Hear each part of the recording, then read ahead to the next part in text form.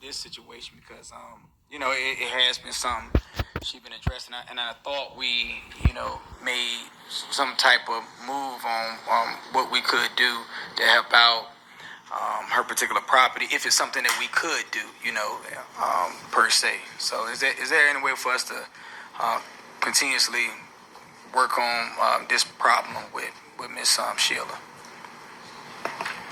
Ma'am, you have the floor. Thank you, sir.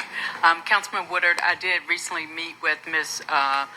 Joseph and her son and my new executive assistant. We're in the process of setting up a meeting for me and my team to go out into her neighborhood and walk the neighborhood and look at the individual drainage issues she's been concerned about.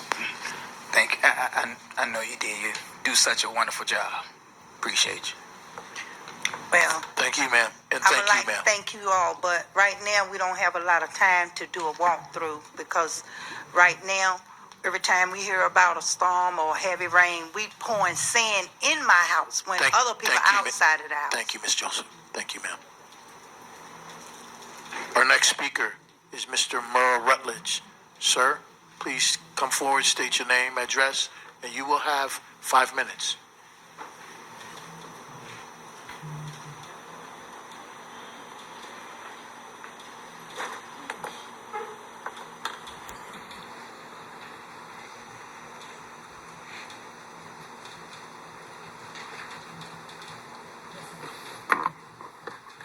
Hello, my name is Merle Rutledge, and I won't state my address because I'm a candidate for Virginia State Senate.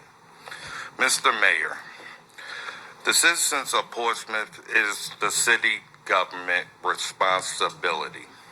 So what if the federal government decides not to act on the witness protection program? If lives matter, then you would get the police and the necessary funding and resources to protect your city from murderers. The city has the funding, but finds it more important to put it elsewhere. Therefore, the number of murderers going free, while no justice for families increase. The real injustice isn't race. It looks good to talk about campaign promises, but the conviction that all of you are feeling is because you actually find the answers that you have given adequate. For example, the COVID funds on how it's spent should easily be able to be found. It should be easy as a bank statement or a FOIA, which is a Freedom of Information Act request, and should be for inspection and review immediately. So any delays is an excuse. That's not how the city should do business. It's because the money was spent in ways that can't be justified. And now the delay is in the excuses behind its full disclosure. Now, simple to show where the transaction went. I'm not a city manager, but have sat down with quite a few and made it happen and then give out magic that disappears. Let's talk about what's really on everyone's mind.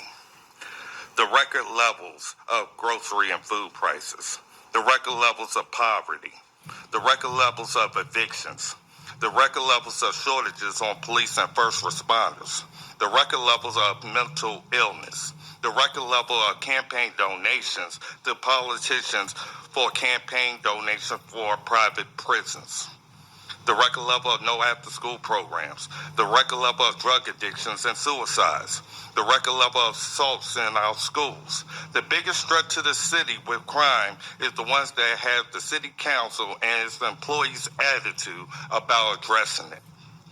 The next time you have a meeting with these U.S. senators, then try this time to tell them the steps you made to address these problems with crime and be the leaders that you made your voters believe.